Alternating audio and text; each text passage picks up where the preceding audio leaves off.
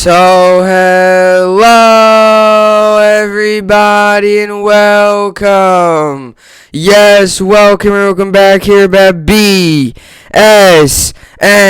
Network. Huku back here, BSN Network. This is the BSN Network podcast here today. It is Thursday, August 26th. Hope everybody's having a day so far and a good rest of their day yesterday. It is, in fact, Thursday, August 26th here today, coming off another Met loss last night. Yes, the Yankees had a day off yesterday, but the New York Mets lose yet again. And I say it as a Yankee fan. It's great. It's awesome. I love to see the Mets lose. I know that's not a very nice or positive thing to say, but hey, it's the truth. I don't like the Mets. I'm not a big fan of them. I love when they lose. So it's great to see that the New York Mets are losing, and they lose yet again last night in terrible fashion. I mean, just awful fashion. And you're talking about, it's just not good. I mean, it was awful. It was terrible. And, Luis Rojas pulling Taijuan Walker after he was in the 70 pitch range. He gets first and second, nobody out, off of two errors, two plays that should have been made. And the defense didn't help Taijuan Walker out last night. They pull him out. They put in Aaron Loop, who's been dominant this season, and he blew it. And, it really is just pretty crazy. And the New York Mets fall yet again last night. It was a wild game. So, yeah, the little World Series on as well, which I was flipping back and forth a little bit. But it was a wild game, that Met game. And, it was just crazy. I mean, you have the bottom of the ninth. The Mets, look like they're done. They look like they're dead. They look like they're done. And all of a sudden, VR gets the, single, and then you have Brandon Drury who pops out, flies out. It should have been a fly out, rather. And Al Dickerson in the center field, a miscommunication, they dropped the ball. And it's like little league stuff. Like that stuff right there, that's just a mental mistake. And it made the game a whole lot closer. And then they were able to get the job done with having P. Alonso pop up. You had Brandon Belt drop a foul pop up at first base. I mean, it was like the Giants were literally saying to the Mets, hey, win this game. And the Mets couldn't take advantage of it. And the Mets at the same time told the Giants, hey, win this game. And the Giants did. When they pull out Taijuan Walker after he's cruising, he's dominating that Giant lineup. You're talking about one of the best offenses in baseball, and you take him out after 70 pitches.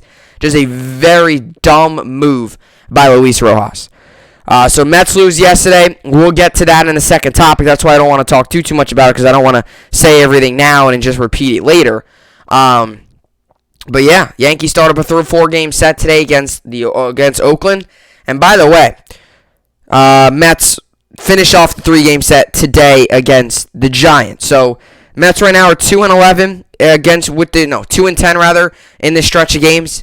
Remember this 13-game stretch against the Giants and the Dodgers? They're 2-11, or 2-10 rather. So tonight they try to go for 3-10 across this stretch. We all knew it was going to be a brutal stretch. We all knew it wasn't going to be a good stretch, and it hasn't been. And it's been really awful. It's been, I think, worse than many Met fans could imagine, as I honestly would say that. Now, you might disagree, and you might say, oh, well, we could have won one game. At least we got 2 or maybe 3 tonight, but it's been bad. So, Mets lose. They finish up the series tonight against the Giants. Yankees open up a 4-game set tonight against the,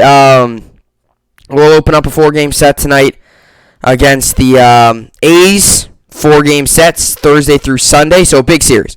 Big series for the Yankees. A's are struggling. Yankees are red hot. Red hot versus struggling. We'll see how it goes. So tonight, Mets also tonight. And as I mentioned earlier, or mentioned in the past couple days, tomorrow you got some preseason football on. And then Friday you got some preseason football and all that good stuff. All right, so with all that being said, let's get to the topics for today's podcast. A little football, baseball action today for the topics today. I wanted to start off with the Broncos naming Teddy Bridgewater as the starter. Yes, some big news coming out of the Denver Broncos here. Teddy Bridgewater has been named the Week 1 starting quarterback over Drew Lock in the Broncos quarterback competition.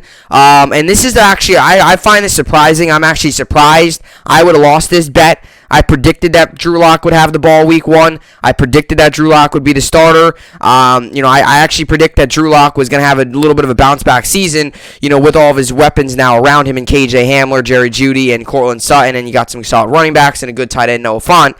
But I was wrong. The Denver Broncos thought otherwise. So Teddy Bridgewater will get the start week 1. Like I said, I don't know how long this is going to last.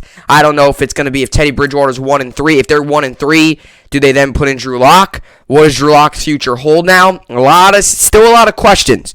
But a big question got answered, and that is Teddy Bridgewater starting. I'll get to that. Then, as I just mentioned about 3 minutes ago, Mets lose again. I wanted to get to them. Their struggles, just the overall, you know how I do it, just their struggles. They're kind of just what to, I mean, they're terrible. They're awful right now, and there's no other way to put it. And, while the Yankees are red hot and enjoying wins, the Mets look lost. They look terrible. By the way, Francisco Lindor, the $300 million man, what is he doing last night? Swings at 3 balls, swing and misses 3 times. He strikes out on 3 pitches, take that back. He looked at a first called strike, then swung at the second pitch, and then swung at a pitch that bounced like before home plate. Maybe that's an exaggeration, but it bounced, and it was in the dirt, and he swung at it. And he got obviously strikeout. And then he gets another at bat, he pops up to first base, infield fly rule. Like, what is going on with him? It really is crazy how bad he has been. And I don't think Brandon Nimmo gets enough credit. He's been one of the only consistent Met hitters this year. Jeff McNeil's been bad. Francisco Lindor's been awful. Javier Baez, since he got here, though, he had a good defensive play last night, so I will credit him that. He's been terrible. You look at the other side of J.D. Davis. A lot of these guys have been awful. Pete Alonso's hot cold. He's a power hitter. He hits for power. He hits home runs. He's hot cold. We saw that last night. He'll go 2 for 4 with a double and a home run, and then there'll be nights where he goes 0 for 5 with 3 strikeouts. That's just how he is. He's boom or bust. And that's how a lot of these guys are. Javier Baez, same way. Boom or bust. Sure, he might have a game where he goes 3 for 4 with 2 doubles and a home run, but there's also games where he could go 0 for 5 with 5 strikeouts. So that's kind of how that lineup is. And then we'll get to the New York sports update as well to finish off the podcast. Yankees tonight, Mets tonight. Yankees late game tonight for Eastern Standard Time. Yankees are on late tonight. 9:40 Eastern Time tonight, I believe the Yankees are on against the Oakland A's. So, as I mentioned, it's cold versus hot. A's are cold right now. They are, and they're a good team, but right now they're cold. They're 2-8 in their last 10 and are on a 4-game losing streak. They went from being about just a half game to 2 games out of first place to now being 5 games out of first place in the AL West. And you look at the league now, they're 1.5 out of the wild card spot. So if the season would end today, Yankees would host the Boston Red Sox in a wild card game. And by the way, Yankees now 4.5 back against the Rays. So Rays continue to win. That's out of the Yankees' control. I always say this. There's only so much that's in your control. Winning games, getting series wins, that's in the Yankees' control. What the Rays do, if they win or lose, that's out of their control. That's where the luck factor comes in. Like, we got to hope that the Rays try to drop like 7 on the next 10, and the Yankees continue to cruise. That's what we need. So we'll see. But, yeah, that's what I got. Another big baseball night ahead. I'll probably be watching the Mets to start off, and then, Yankees come on later, so I'll definitely watch that. And yeah, with all that being said, another packed podcast ahead of us. With all that being said, this is the BSN podcast, and let's get into it. So, all right. So, Teddy Bridgewater named Bronco starting quarterback over Drew Lock for week 1. So, one of the big quarterback competitions, the big quarterback question, who's going to start week 1, Teddy Bridgewater or Drew Lock, is now out of the way. We now know as NFL fans, Teddy Bridgewater will be lining up under center week 1 at MetLife Stadium against the New York Giants. And, there's a lot of, across the league, there's a ton of these. New England, there's a big one. Mac Jones or Cam Newton. Cam Newton right now is in COVID protocol, so that might open up the door for Mac Jones. Who's it going to be there? There's a little bit of a competition. It's a little interesting, but I think it's just so 50-50. Trey Lance or Jimmy Garoppolo in San Francisco. There's a lot of quarterback competitions going around. Trevor Lawrence officially was named the starter, but that's not a surprise. If anyone calls that a competition, I would strongly disagree. Trevor Lawrence, since the Jaguars got the number 1 pick, we all knew, other than injuries, Trevor Lawrence would be lining up under center. Yesterday, they made it official. And one of the other big quarterbacks here is who's going to start week 1 was Teddy Bridgewater and Drew Lock. Also in Chicago, who's going to start running Andy Dalton or Justin Fields. It looks like it's Andy Dalton, but There's still, I think, a strong chance that Justin Fields could get the ball week 2, week 3, week 4. If they start off like 1-3, do you give the ball to Justin Fields? So many questions. So it's actually been made for a fun preseason, fun training camp with all these different quarterback competitions. Because every year you have competitions. Who's going to start here? But at the quarterback position, it's even better because that's a big-time position. It's quarterback, whether or not you have a good quarterback could decide the way your season goes. If your quarterback has a bad year, more than likely the team's not going to have a good year. Quarterback's one of the most important positions out there. I will still say offensive line I think is the most important because without an offensive line, nobody could be good, but that's just me. So Teddy Bridgewater has named the Broncos starter. Now, this was, this comes by surprise to me. Because I think, personally, if I had to choose, and I think Teddy Bridgewater would be starting Drew Lock would be starting week 1. And obviously I'm wrong here. It's going to be Teddy Bridgewater. I know a lot of people, think Drew Lock's a bust and don't think he's good and he's awful and he's had moments here, like maybe a couple moments here and there towards the end of his rookie season where he showed, some positives. But other than that, he's not been good. And I get that. He hasn't been good. There's no other way to put it. I'm not going to sit here and try to say Drew Lock hasn't been good or has been good, but I do think the Broncos are bailing on Drew Lock a little early, and I'll tell you why here. And like I said, a lot of people who are watching this video might click off of it right now because I do think that Drew Lock should be the starter, and I'll tell you why. I think Drew Lock's been in a very difficult situation in Denver. He's a guy who came on. Not that Denver doesn't have any weapons, but he came on. When he first came onto the team, they didn't have KJ Hamler. They didn't have Jerry Jeudy, right? Noah Fant just kind of got picked up, right? So they didn't really have many of those weapons. And he's kind of been through a tough stretch here where last season he was on the field, off the field. He was starting, not starting. And you had Jerry Jeudy who was playing, but KJ Hamler as well. But you were missing your number one receiver in Cortland Sutton. He obviously tore his ACL. Was it training camp or week 1? I don't know. He tore his ACL early in the year, I know. He was done for the season. He's had a lot of moving parts around him. He's had a lot of moving parts and, this guy's in and now this guy's in and this guy's. And let's be honest here. Last season for the Broncos, it was tough anyway at the quarterback. There was a week there where they had to put a backup receiver at quarterback. A practice squad receiver had to play quarterback for them. That's how bad it got. And it got bad also because of the injuries. Cortland Sutton going down. KJ Hamler missed 3 games, right? There was a lot of injuries, a lot of moving parts. I feel like Drew Lock's in a similar situation, not going to compare him to Darnold, but Darnold got an unfair... Darnold with the Jets never got a full opportunity in 3 years because they didn't build around him.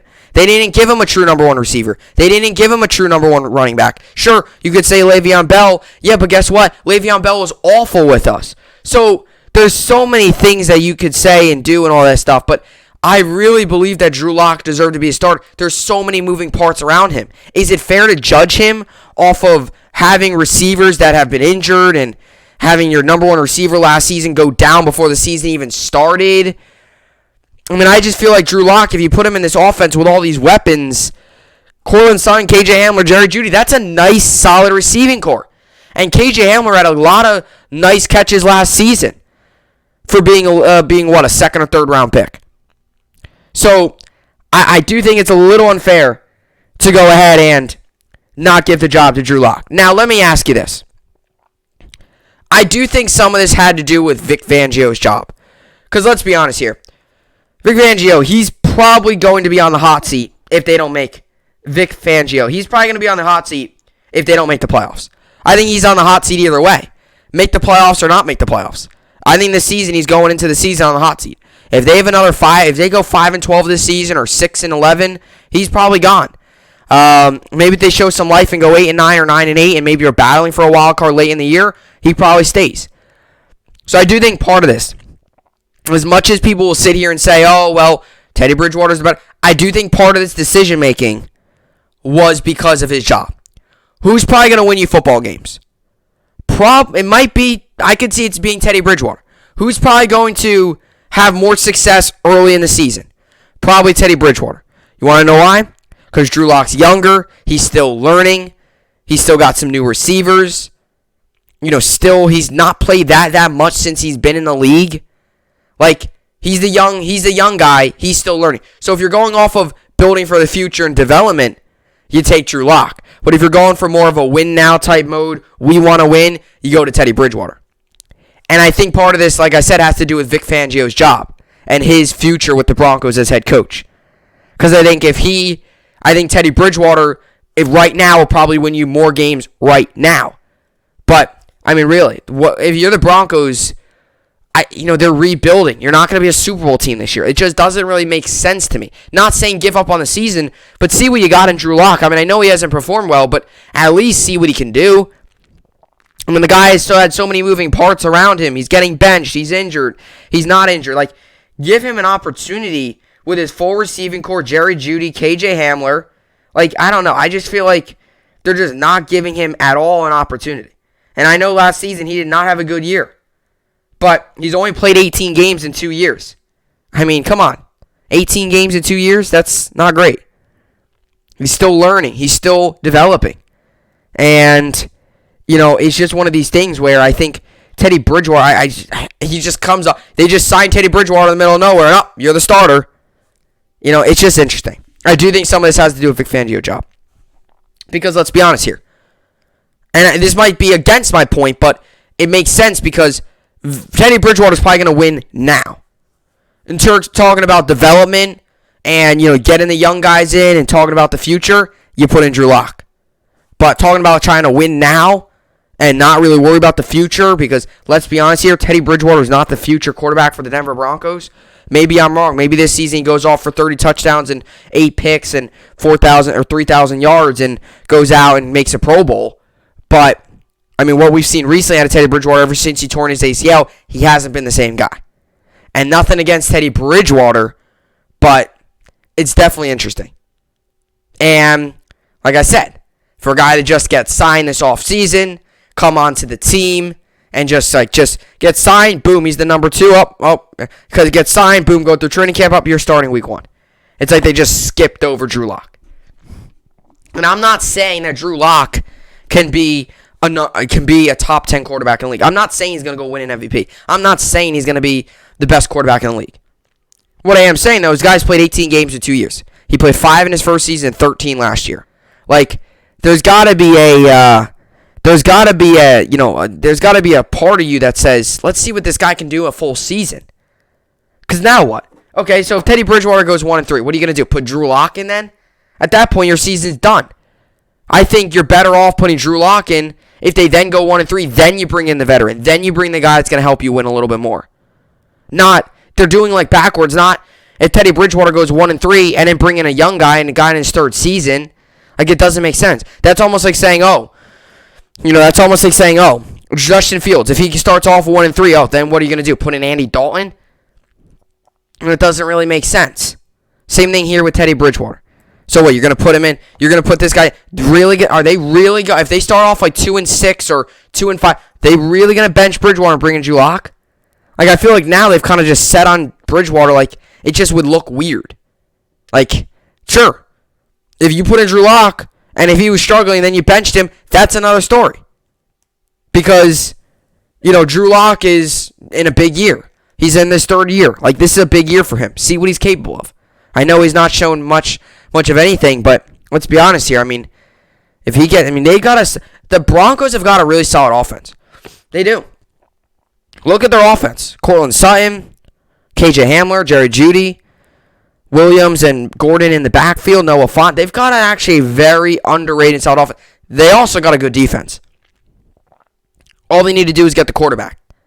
And I think Drew Lock, I am surprised about this. I am. Because for a guy, Teddy Bridgewater, who very well could have been a free agent this season, no one could have picked him up. I mean, did Teddy Bridgewater really do great last year? Not really. Not really. So, I'll tell you what. Broncos quarterback situation continues to be an issue. And I'm nothing against Teddy Bridgewater. I have nothing against him. I'm just saying, ever since Peyton Manning left, they've gone through Paxton Lynch, Brock Osweiler, Trevor Siemian, Drew Lock, Teddy Bridgewater. I mean, oh my God. It really is crazy how many quarterbacks they've been through. Joe Flacco, since Peyton Manning retired. Like, You go through history, and you look at when, a franchise quarterback retires, it's not easy to always replace them. Just like Tom Brady and the Patriots. I mean, they haven't replaced him yet, but last season, obviously, Cam Newton didn't work out. We'll see what they do with him and Mac Jones this year, but, it's not going to be as easy to replace Tom Brady. It's not.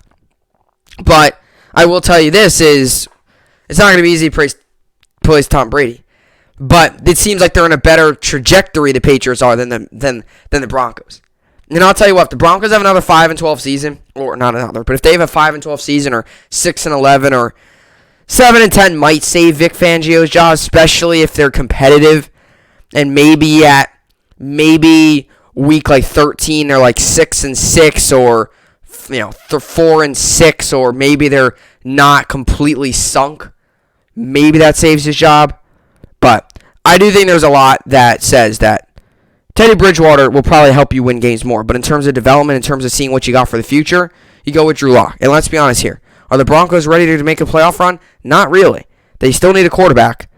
And I think you got to see what you got in Drew Lock instead of just going to a veteran and Teddy Bridgewater, who, let's be honest here, if he doesn't have a good year this year, he's going to be off your team. What do you need to see out of Teddy Bridgewater? Let's see what Drew Lock, because then what? Okay, then what are you going to do next season?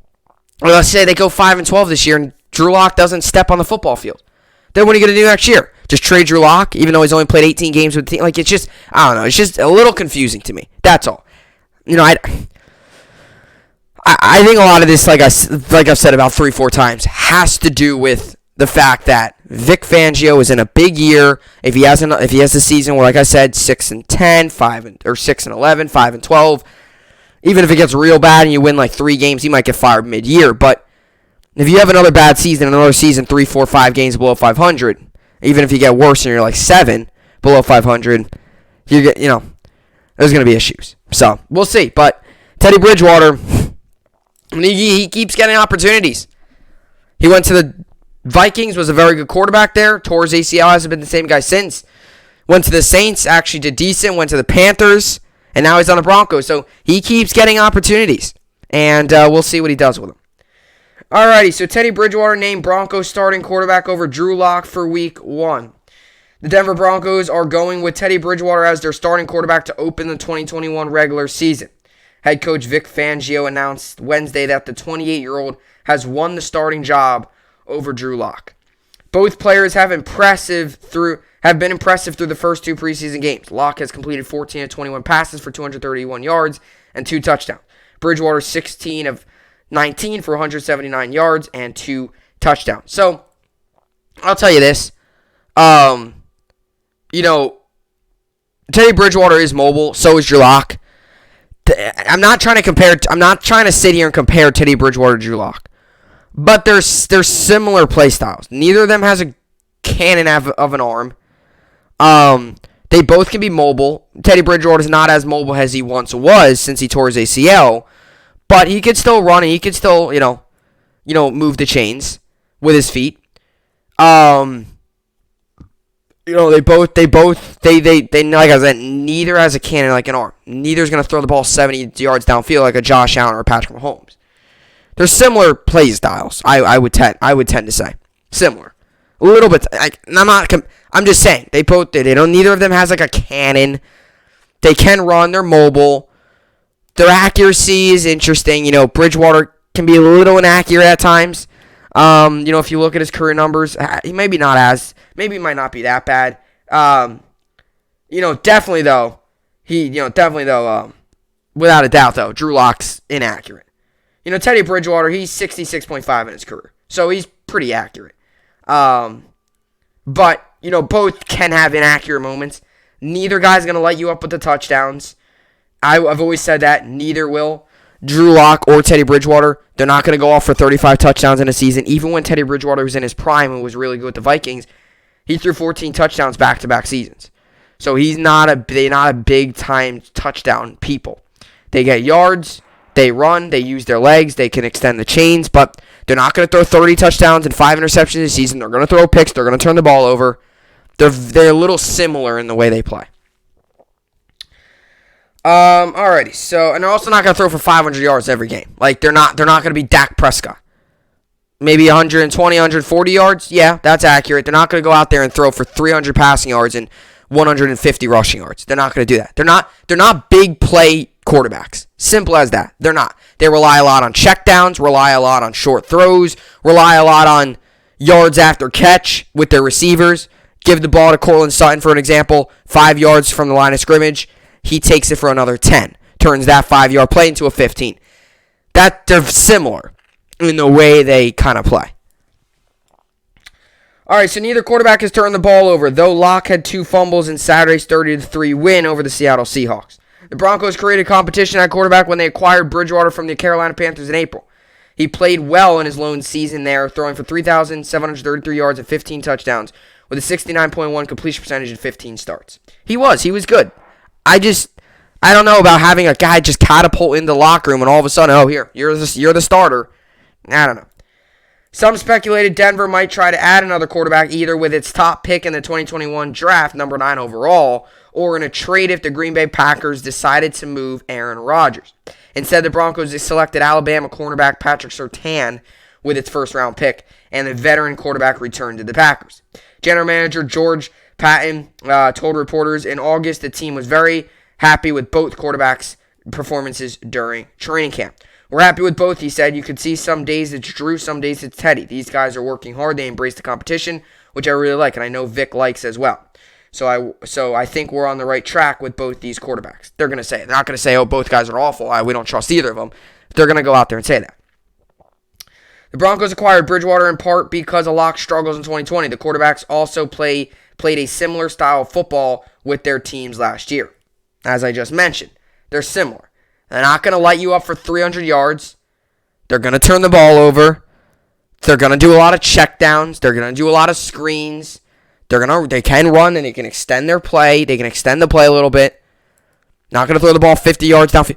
Right? You get what I'm trying to say here. They are similar. So, yeah, in a way, it's like, okay, Drew Lock, Teddy Bridgewater, you're getting a little bit of each, whoever you put out there. After showing promise in 5 starts at the end of his rookie campaign, Locke regressed last season.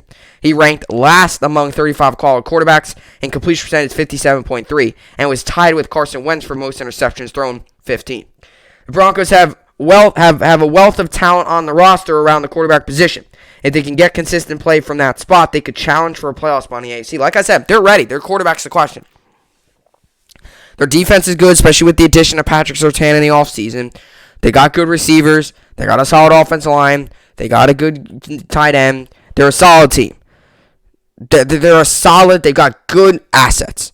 The big question mark is quarterback. When you look at their depth chart, and it says, you're starting receivers and this, and it's just a question mark. Like when the quarterback this year for the Broncos isn't going to wear a number on the back of his jersey. It's going to be a question mark. Because it is a question mark. Who knows? Teddy Bridgewater might lead them to an 11-win season and throw for 3,000 yards and 20 touchdowns and 9 picks. Or he might throw 15 touchdowns and 12 picks and 2,000 yards and, they go 6-11. That's kind of how it is. There's risk here. Like this season's big for the Broncos because if they don't have a good year this year, you can count on it. Vic Fangio's gone. They do have a new GM, so you're not going to worry about that. But Vic Fangio's gone. It's just such an interesting situation with the Broncos. Like if you go Drew Lock, people are going to disagree. If you go Teddy Bridgewater, people are going to disagree. And it's going to be what if. Like if the Broncos go 5-12 this season and Drew Lock maybe plays one game and he wins that game, and Teddy Bridgewater plays the next 16. It's going to be a lot of what if. That's really what it's going to be. All right, so Bridgewater isn't the most dynamic quarterback in the league, but he's steady from week to week. He doesn't make the mistakes that Locke did last season. As Denver tries to reach the playoffs for the first time since winning Super Bowl 50 in the 2015 season, getting steady play out of the quarterback position is a huge positive. Bridgewater and the Broncos will open the 2021 season September 12th against the New York Giants at MetLife Stadium. That's my thing here, is if you go 1-4 to start the year, and Bridgewater, I don't know, goes 8 that's a lot for first 5 weeks of the season. 6 touchdowns and 6 picks. And just not, maybe only a 60, just not completing many passes, just not looking good, and all that stuff. If that happens, then okay. You're going to bring in Drew Lock to save your season? You get what I'm saying? It's just interesting. Like, sure, if Drew Lock goes 1-3 to start the year, you bring in Teddy Bridgewater, you bring in a vet, you bring in a guy that knows how to win a lot more than Lock. Like, it makes sense. It's just like Justin Fields at Denver. Like, what? So if Justin Fields starts off 1-4, you're going to bench him and bring in Andy Dalton? Like, I don't know. It's just interesting. It's just, it's almost like they settled on Teddy Bridgewater. It's like I can't see them benching Bridgewater for Drew Lock in the middle of the year. That's just like, I can't see that. I can't. I don't know. I think Teddy Bridgewater, I think Drew Lock's done with the Broncos. Or the Broncos are done with Lock. But it could be the other way around as well. I think if Bridgewater plays the whole season, no matter what their record is, I think you got to say Lock's going to be gone. And let's say Teddy puts together a good year and the Broncos, I don't know, go 9-8. And maybe you see, a lot of good production from the offense. You're like, okay, finally, maybe you found our guy. Bridgewater's not old. Like, he's not like 35 years old. He's only, 28, 29? But, the injury and the torn ACL makes it seem a little older. He's 28 years old. He'll turn 29 in the middle of the season. He'll turn 29 in November. So he'll turn 29 in the middle of the season. He's 28 going into the season. Career numbers, as crazy as it sounds, Teddy Bridgewater has played 59 games in 6 years. 59 games in 6 years. Let me pull that up. 59. That's about, so 59 games in 6 years is about 9.83 games a season. So, talking about 9.8. That's about 10 games a season he plays, which is pretty crazy. I should pull up Dak. Dak's probably had more. Let me see. Dak's probably played more games in his career than Dak. Dak's played 69 games in his career in 5 seasons. And Teddy Bridgewater's played 59 games in 6 seasons. That's just wild. That's the geeky stats that I like. Like, that's 10 more games. Dak's played 10 more games, and he entered the league a year later. And I know that again, I'm not trying to sit here and, go against Teddy. Teddy two gloves. He had a torn ACL. Can't do anything about that. But last season, 3,733 yards. That was 17th among quarterbacks. 15 touchdowns, 24th. 11 interceptions, tied 24th. And he was 17th in QBR with 64.1. And overall rating was 92.1. Like I said, he had a solid year last year. I just think it's interesting that they just signed him and you're the starter. Like, I don't know. I would have at least thrown Vlock out there for 3 weeks, see what he could do with a healthy core, an actual core that could stay together, and see what he can do. Not saying Lock's going to be this all-pro quarterback, but you get what I'm saying. Either way, Teddy Bridgewater, the starting quarterback for the Denver Broncos. Alrighty, coming up next, the New York Mets stink it up again as they fall yet again to the San Francisco Giants, and they fall yet again in a very, very terrible fashion. The New York Mets now fall to 2-10 again with this 13-game stretch. They are now 4 games below 500. And oh yeah, by the way, they are 7 games out of the NL East division. We'll get to their struggles, get to what's going on with them, Luis Rojas' dumb decision, and much more in the New York Mets coming up next. Alrighty, so there's one baseball team in New York that's doing really well, and that's the New York Yankees. They're on an 11-game win streak as they head to Oakland tonight to start up a 4-game series that will head into Sunday. So the Yankees are doing great. They're awesome. They're doing great. They're excellent. Now, I don't want to get too ahead of myself because let's be honest here. A month ago, we were talking about the Yankees missing the playoffs and the Yankees maybe selling at the deadline, and it's the truth. A month ago, it's August 26th. A month ago, the deadline was on June 31st or July 30th or whatever. A month ago, we were actually talking about what the New York Yankees would do at the trade deadline. So, and there was, remember, that 13-game stretch with the Yankees as well where we decided and we said if they go 4-9, they'll probably sell. If they go 9-4, they'll probably buy. Sure enough, everything aside, the New York Yankees ended up buying. I forget what their record was through that 13-game stretch against the Rays and the Red Sox and stuff like that. But hey, the Yankees ended up buying. They got Gallo, got Rizzo, 2 big left-handed bats, and we all know the rest is history, as we all know. And we're sitting here on Thursday, August 26th, and the Yankees are on an 11-game win streak. But the other team in New York is on just a terrible run right now. They are 2-8 in their last 10 on a 2-game losing streak. And their playoff percentage went from being first place in the NL East to being 4.2% chance of making the playoffs. And they stand now 61-65, 44 winning percentage, 7 games behind the first place Atlanta Braves. And I don't know if it can get any worse for the New York Mets, but if it can, boy, strap up, because this is going to be a bad end to the season. I think this is as worse as it can get for the New York Mets. And we all knew going into this 13-game stretch, it wasn't going to be easy. I came on the podcast, what was it? Was it after that first game against the Dodgers, I think, or was it that weekend against the Dodgers where they got swept? And I came onto the podcast and I said, that day, I don't think any of us, Met fans included, expect them to go 6 or 7 wins across this, because they were already 0-3.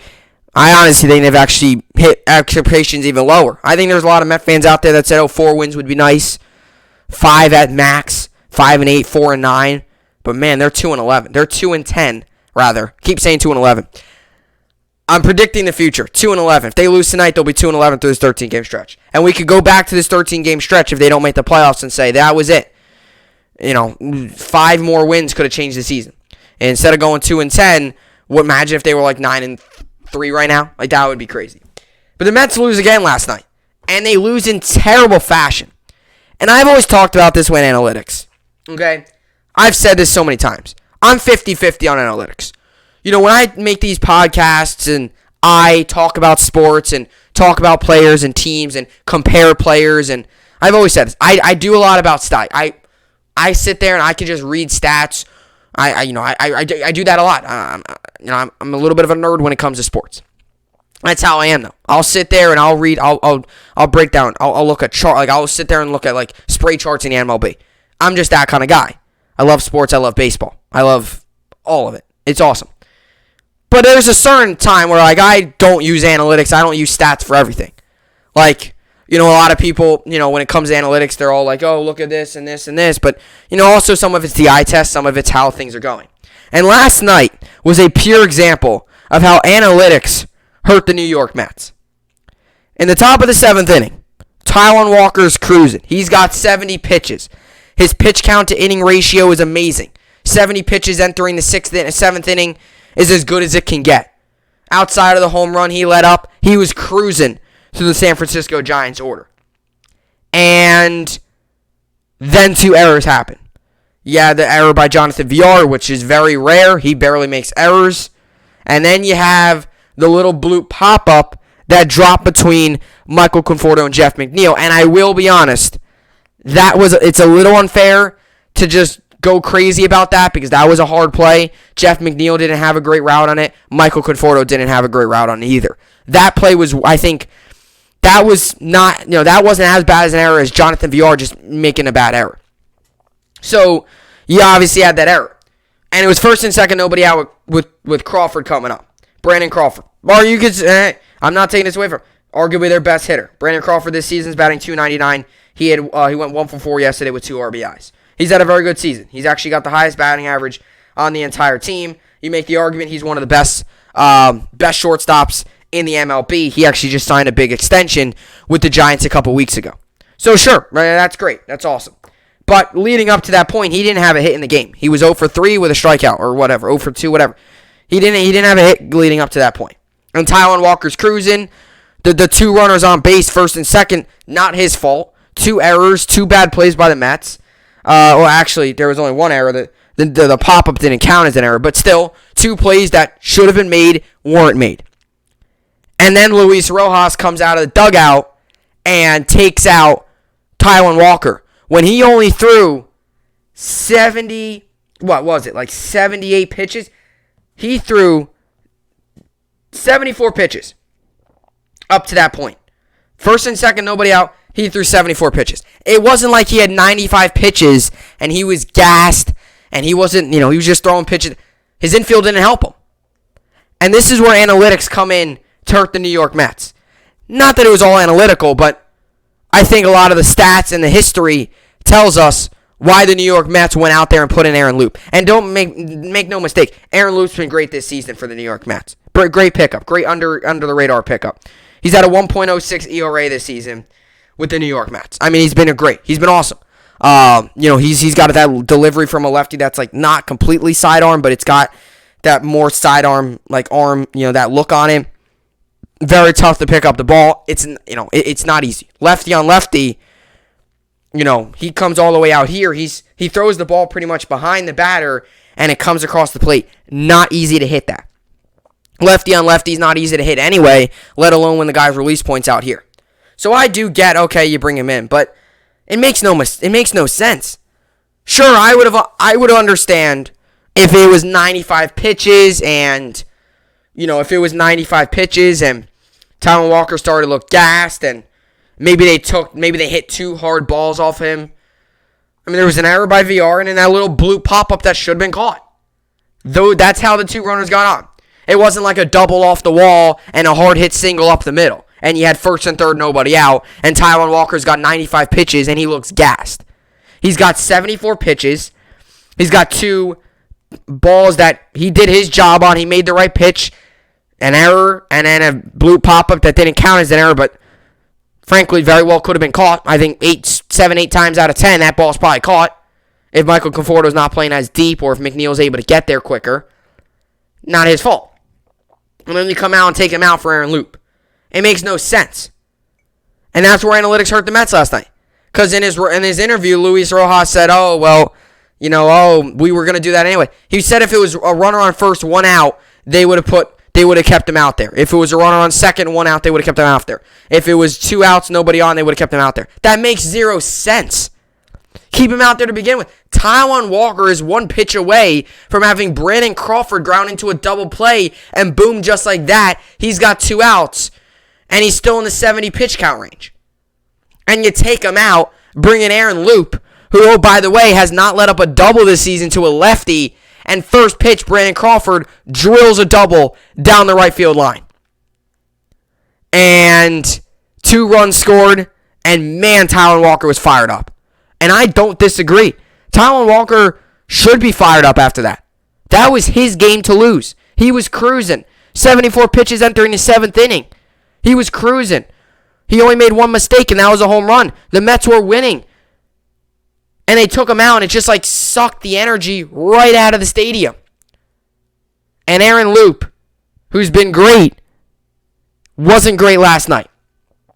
Now, neither of those runs counted for Loup because they were both Taijuan Walker's runners. They were his responsibility. But still, Taijuan Walker let up 2 hits last night. 2 hits through 6 innings. It wasn't like he let up 9 hits and he was getting wrong. Makes 0 sense. And when you're in a time where you're desperate for wins and you need wins, and you can look at it either way. You could say, they're desperate for wins and all that stuff, but you could say anything. You could say it either way. You're desperate. You need wins, and do what's right and bring in Loup or whatever. But Walker was cruising. The fan base was behind him. That Met City Field watching that game, there was actually energy in that stadium. There was. The Mets were winning 2-1, and you were like, all right, okay, they score back. They score back-to-back inning, the 5th and the 6th. Walker now goes out there in the 7th with a cushion. Sure, it's not a 5-run cushion, but hey, they gave him a lead. The City Field had some energy in it. The Mets were actually hitting the baseball. It's crazy they were. And then Luis Rojas just takes out Taijuan Walker for absolutely no reason. And I don't care, it was left down. No.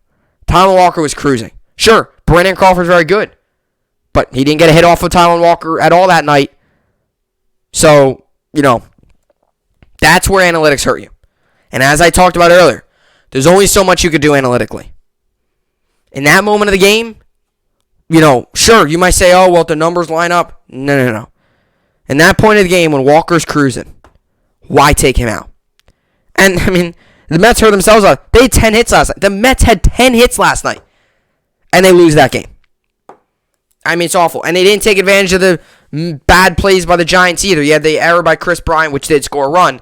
But then you had I don't know what they were doing in the outfield. I mean, what are the Giants doing in the outfield? You had Slater and Dickerson in the out. Dickerson ran all the way over to center field, and the ball dropped. What are they doing? Last night, and the broadcast said it perfectly. By far one of the weirdest baseball games ever. By far one of the... You take a pitcher out in the 7th inning when he's got 70 pitches, and the 2 runners on aren't his fault. And then you bring in a guy, Loop, who's been dominant against lefties, let up a hit double against a lefty. And then you got Brandon Belt, who's been a very good player for the Giants his whole career, drops a foul ball pop-up.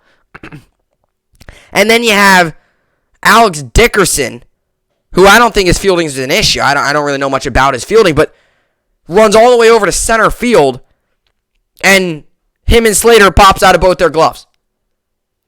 Like, what went on? What was going on last night? It was a crazy game. And the Mets had bases loaded too, by the way, in the bottom of the 9th, and their $300 million man pops up.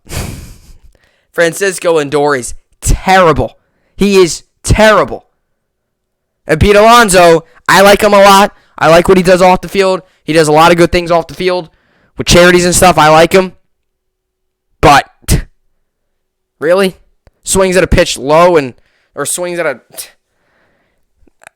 Pops up. Pops up in the infield to end the game. And the New York Mets are just laughable. 61-65. I'll tell you what, I like Pete Alonso, like I said. I have no issue with him, but there's just something about this. There's just something about this team right now. It's not good. It's not. I mean, look at the batting averages on this team. And not that the Yankees are much better because their batting average aren't good, but I mean, the Yankees have been hitting better with running scoring, but the Mets still are having that struggle. 288, 259, 245, 293, 218, 241, 244, 248, 217, 288, Brandon Drury, pinch hitter, and Lindor, your big $300 million man, I'll say that close in the mic for you, 224. Oh my God, the Mets are a laughable team right now. And there was Fire Rojas chance, and I don't blame them. I don't blame them at all. And I was sitting there watching the game last night, and I said to myself, even if Loop comes in here and shuts it down, I still strongly disagree with the move. Why are you taking a pitcher out? And I'm going to repeat myself, but why are you taking Taijuan Walker out in the 7th inning when he has 74 pitches and the 2 runners on are not his fault? Why in the world are you taking him out? Oh, Loop's been good again. Brandon Crawford hasn't gotten a hit against Taijuan Walker last night. He didn't get a hit. It wasn't like he was 3 for 3 in the game with a double, 2 doubles and a single. And that was, he didn't get a hit against him. And you got to know, too, Loop's good against lefties, but Brandon Crawford's one of the best shortstops in the game, hitting and defensively. It's like, so what if he's good against lefties? You're going up against a guy that's batting .299 this season and is arguably the Giants' best player. It really hurts my brain. It hurts my brain is really what it is. It genuinely, it hurts my brain. It just does. It just hurts my brain. Like, what in the world with the New York Mets? Like, I'm sitting there and I'm just laughing. I'm just laughing like, the Mets are so bad. They're so bad. And they're 61-65 now. They get 10 hits. 10 hits. And they still can't win. Giants had 4, but hey, guess what? Giants got big hits and big moments. Brandon Crawford getting a bases clearing double. You had the home run. They got hits when they needed them. Mets didn't. Bases loaded. 2 outs, bottom of the 9th. You know, the Giants literally are gifting you that game. They're wrapping it up saying, hey, you can have this game. And Mets don't take advantage of it. They don't. And like I said, I like Pete Alonso a lot, but man, this season. And as much as, he's been a big-name player and hits a lot of home runs and has been moments, he's been struggling this year in big moments. Recently. He had the moment against the Dodgers, I remember, or wasn't maybe not with Dodgers. I don't know. I know he's had a couple big moments this season, but recently, I remember there was one time where it was like 1st and 3rd or something, 2 outs or 2nd and 3rd. I don't know exactly. I forget what game, but I was watching it and he struck out, or maybe he grounded out, and then last night he popped up. Like, he has he does come through in big moments, but I feel like the past couple times hasn't been. Maybe that's just me, though. I don't watch every Met game, so I do, don't quote me on that, but last night he didn't come in clutch. And I've talked about this for the longest time now. If the New York Mets want to make the playoffs, it's got to be win the division. It can't be, it's not, make a wild, it's got to be winning the division. Because the wild card right now is occupied by the Dodgers and the Reds right now. And the Padres are one game out. Cardinals are on the outside looking in. Phillies as well. Then you get to the Mets. And if the Mets continue to lose people, they might be down there with the Rockies. The Rockies are 10.5 back. Mets are 7. So, yeah, but it's great. And I'll tell you, that Dodgers-Padres game last night was pretty wild as well. 16 innings. There's a couple of bats. Muncy went like 0 for 7 with a strikeout. He gets 7 at-bats in a game. I'm just looking at the standings here. If the season would to end today, the Padres would not be a playoff team. It's just wild how much they've been terrible. But yeah, I mean, look at the Mets. 61-65 on the season, 7 games back. Their run differentials is 33. They've allowed 33 more runs than they've scored. They're not scoring enough runs. Last night, two runs. It's not easy. They're not going to win a ball game that way. In the NL East, this just goes to show you how bad a division is. In the NL East, the Braves are the only team with a run differential above negative. They have 87 more runs scored than they do allowed. Phillies, Mets, Nationals, and Marlins, for the next 5 teams, they have all allowed more runs than they've scored. And, I mean, I find that wild. Just goes to show you how weak the division is and how weak the division is. That just goes how weak that division is. And the Mets are not doing anything in that division. They aren't. They're struggling. So, Mets also stand 7 games out of the wild card. 2 in your last 10, and you got another game tonight against the Giants. But, hey, it does get a little easier because you then, start up a 3-game set against the Nationals. Then you got the Marlins. And then you get the Nationals again. And then you get the Marlins. And then your schedule gets hard again. You have then you have the Yankees, the Cardinals, the Phillies, the Brewers, or the Red Sox, then the Brewers, then the Marlins, and then the Braves. So, they do have an easy schedule coming up. So they can gain some ground after this. But I think a big thing is they might have dug themselves in too deep of a hole to get out of it. And Luis Rojas, they were his chance to fire Luis Rojas' chance. And that's the time where that's on the manager. Striking out, not hitting runners in score position, that's not the manager's fault. He can't have them hit. But taking out a pitcher when he's cruising and the 2 runners on are not his fault, that's the manager's fault. And I don't care if the pitching coach, I don't care any of that. That was the manager's fault. So, and then you get bases loaded, 2 outs in the bottom of the 9th. Pete Alonso's coming up and up. There's a pop-up in the infield. All right, so let's get to the New York sports update, finish off this podcast. So Dodgers won last night, Brewers won, Twins won, Rockies won, Diamondbacks won, Marlins won, Orioles won, Blue Jays won, Indians won, Rays won, obviously Giants won. Mets moved to 61-55 on the season, as I just mentioned. 61-65, rather. Cheaters won, Cardinals won, and Cubs won. By the way, the Orioles ended their 19-game losing streak. They won yesterday 10-6. That's against Ohtani, too. Alrighty, and as for today, we got the Orioles and Angels. Give me the Angels. Reds, Brewers, give Reds the win.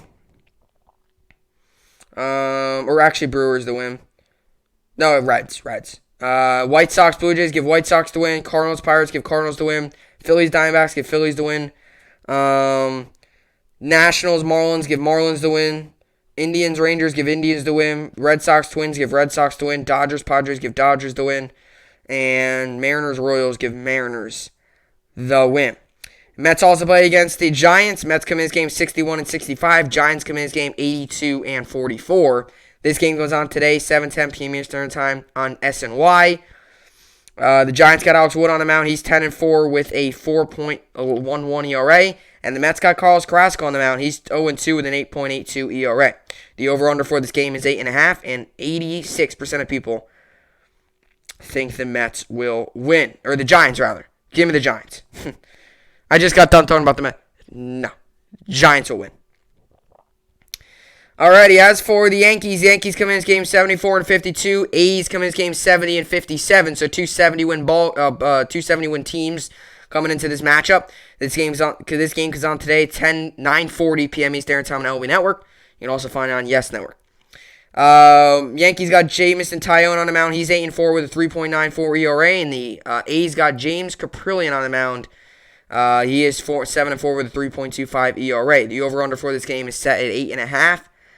78% of people in the Yankees win. Give me the Yankees. Like I said, they're on an 11-game win streak. Why would I all of a sudden say they're not going to win? Until they lose, and then I'll start. Give me a win. Give me a win. Alrighty, as for fantasy baseball, I'm currently losing 133-106. I did make some roster moves, so I'll read my lineup here, then I'll give you the roster moves.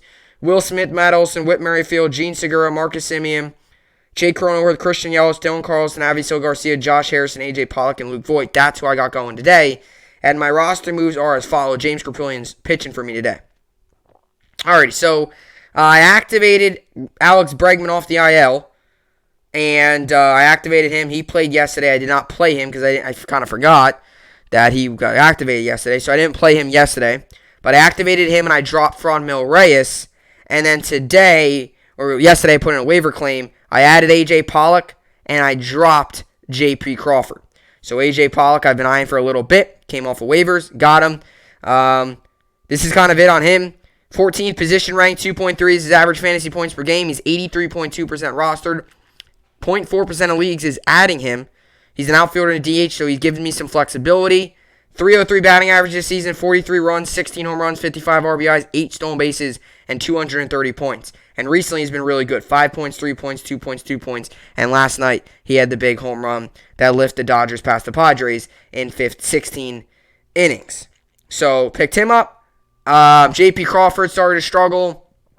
Franmil Reyes struggled.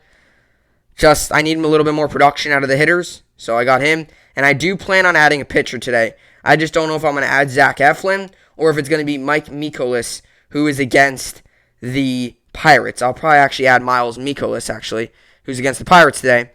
Pirates aren't good. Cardinals have been rolling. Was going to pick him up as another starting pitcher. Because today, actually, I have James Caprillion going, but other than that, I don't got anyone else. He's got one pitcher, so I would like to match that and give him get another pitcher. Probably drop Nestor Cortez, and then after today, I'll add Nestor Cortez back because then he pitches Saturday. That's probably what I'll do. So, and then because tomorrow, then I got Cole, and got to feel confident about Cole giving you a lot of points. So, usually when Cole starts, I usually don't need to pick up another pitcher because he usually gives me up towards the 25, 30 points. But I'll get other pitchers who can give me solid 15 points, and it's kind of how fantasy baseball is. Any points you can get is big, even if it's 2 from a hitter. Which is why I picked up AJ Pollock. He's consistent. He gets you if he's not. Sure, he is breaking. That's the issue with Franmil Reyes. He's a boomer bust type hitter. He hits a lot of home runs. He'll strike out a lot. He'll have games where he'll go off and he'll get you 9 fantasy points, but he'll have games and stretches where for 4 or 5 games he'll get 1 point, then -1, -1 point, and then he'll have a game where he has 9 points. You can't have that inconsistency. I've always said consistency is big. In sports, fantasy baseball, anything fantasy, even in football. Consistency is actually really big in football because if a guy 1 week is putting up 5 points and the next week he has 30, well, what are you going to do? It's kind of tough to gauge. So it's all tough. But yeah, tonight Yankees are on against the A's and Mets are on as well tonight. I guess that's the one positive about when the Yankees are on the West Coast trips. You get to watch a little bit of the earlier game, and then you get to watch the Yankees play. I'll get to watch the Mets tonight, which I'm so excited for because I'm joking around, but I actually am relatively excited because I want to see the Mets lose again. And then you get to watch the Yankees, and you get to actually watch a good baseball team take the field. So we'll see what the Mets do tonight. We'll see how the crowd is too. If it's, if that crowd gets restless early, if they fall down in a 3-0 hole in the 4th inning, if that crowd starts getting restless, you got to watch out. There's going to be a lot of Fire Rojas chants tonight. And I definitely would say, and I've said this at the beginning of the season, and I'll close out the podcast here in a second, but I said this at the beginning of the season. If the Mets going into, Luis Rojas going into the season was on the hot seat. Not because he hasn't been good, not because he hasn't gone to the playoffs, none of that. He's been manager for 1 year. This is his second season. But it's because Steve Cohen, now at the new owner, he didn't hire him. No matter what, Steve Cohen might want to bring in his own guy. So even though no matter what this season, he was going in on the hot seat. Whether you win 100 games or you lose 100, he was on the hot seat anyway because we all know, because he was on the hot seat anyway. I mean, we all know that. He was on the hot seat because he's not Steve Cohen's guy. Steve Cohen, I could see very well wanting to bring in his own guy next season, especially if the Mets miss the playoffs this season and they continue to fail like they are. So that's, I said at the beginning of the year, no matter how the Mets did this season, they could be great. They could have the best record in baseball. Luis Rojas would still be on the hot seat because he's not Steve Cohen's guy. GMs, owners, assistant GM, organizations. When you bring a new face in, he wants to hire his guy. Douglas got his guy with the New York Jets. That's Joe Douglas. Steve Cohen, very well, might want his own guy, and that might not be Luis Rojas. And maybe I'm wrong. Maybe he likes Luis Rojas, and maybe he thinks that he's actually going to do good things with us, or with the Mets, rather. But you still got to consider him on the hot seat because he brought a new ownership and a new staff and a little bit of a different look on things. You know, you see it a lot of times with teams. Whenever they hire a new GM, they just blow it up. That's what I thought the Jets might do last offseason, was just blow everything up and restart. They didn't. They kept Douglas. They kept his staff, but they brought in Sala, and he's kind of had his own staff in there with a collaboration of Douglas and his. So, that's kind of how it is. So, I always say that. But definitely now that the fact that they're 7 games out of first place, 7 games out of a wild card, and 4 games below 500, and they're not competitive, and they're not winning these games, and he's making dumb decisions and all that stuff, well, I think especially even more now, he's on the hot seat. I mean, if the Mets go, let's say the Mets lose tonight, okay? Then your 13-game stretch is over. If the Mets then go, I don't know, in the next 15 games lose their 10 out of their next 15, you're talking about not only the season being over, but you're talking about Luis Rojas maybe being fired mid-year, end of the season. And you're talking about just restarting. And then, Jacob deGrom, we started throwing yesterday. Who knows what? The only way Jacob deGrom comes back if the Mets are going to make the playoffs. I don't think the New York Mets are going to throw Jacob deGrom out there on a cold September night if the Mets are 10 games out of the playoff and eliminated. The only way Jacob deGrom comes back, because a lot of Met fans now that deGrom's throwing and all that are so excited. Hold on a little bit. The only way deGrom comes back is if they actually are chasing a playoff. If they're done and they're 10 games below 500 and they're 15 games out and they're eliminated, maybe they put him out there as a ticket-selling game. But on a cold September night, late September, I mean, you're really going to throw deGrom out there for a game that means absolutely nothing? A lot depends. A lot of the Mets season and future depends on these next couple weeks. It really does. What do you do with deGrom the rest of the year? What do you do with Rojas? What do you do with the front? A lot of questions. We'll see if they get answered. All right, but that'll do it. That'll do it for the podcast.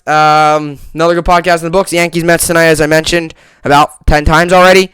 So that should be good. And, that'll do it. As always, I'll see you all back here tomorrow.